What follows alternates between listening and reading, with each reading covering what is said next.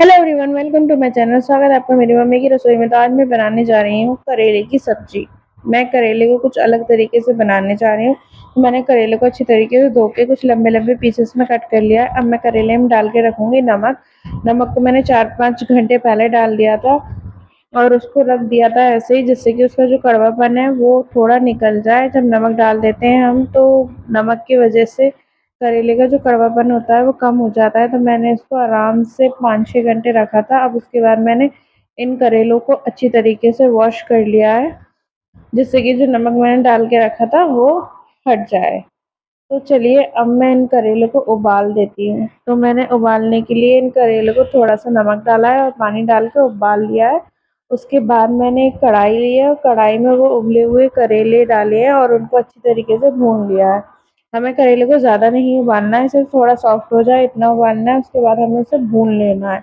जब हम उन करेले को भून लेंगे तो पूरी तरीके से उनका कड़वापन खत्म हो जाएगा। उसके बाद मैंने काटी है 2-4-5 बड़ी बड़ी प्याज, हरी मिर्च और अमिया। क्योंकि अब गर्मियों का सीजन है तो अमिया आ चुकी है, इसलिए मैंने खट्टे होने के लिए उसमें अमिया का यूज़ किया है। उससे टेस्ट भी बहुत अच्छा आता है। उसके बाद मैंने एक कढ़ाई ली, कढ़ाई में डाला है थोड़ा सा घी और डाला है तेल डाला है, क्योंकि करेले सरसों के तेल में ही अच्छे लगते हैं। तो इसीलिए मैंने सरसों का तेल डाला है। उसमें डाला हींग जीरा। हींग जीरा जब अच्छी तरीके से चटक गया उसके बाद मैंने लंबे पीसेस में कटी हुई प्याज, मैंने 4 से 5 प्याज ली है। प्याज का यूज़ मैंने ज़्यादा किया है क्योंकि करेले में सिर्फ प्याज का ही यूज़ होता है, इसीलिए मैंने 4-5 बड़े प्याज लिए हैं और उनको अच्छी तरीके से लंबा लंबा काट लिया था और उसको भून लिया है। इसमें प्याज भुनने में टाइम लगता है, कम से कम 10-15 मिनट लग ही जाते हैं प्याज भूनने में। हमें इसे जलाना नहीं है, बिल्कुल लो गैस पे अच्छी तरीके से प्याज को भूनना है, जिससे कि प्याज जले नहीं।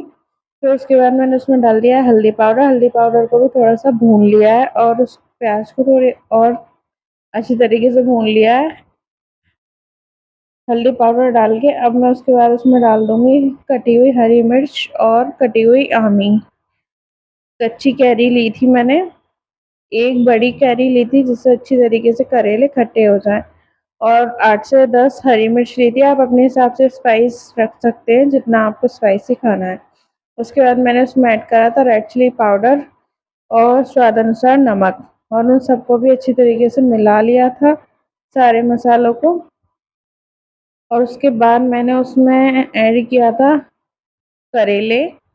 करेलों को ऐड कर दिया। करेले को भी एक दूसरे के मसाले के साथ अच्छी तरीके से मिक्स कर देना है।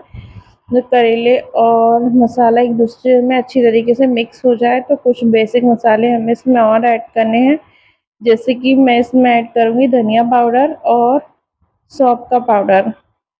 क्योंकि करेले में धनिया पाउडर और सौंफ का पाउडर मेन होता है, इसीलिए मैंने वो दोनों पाउडर भी ऐड कर दिया है और उन मसालों को अच्छी तरीके से मिक्स कर लिया है और अच्छी तरीके से भून लिया है इन मसालों को मिक्स करके।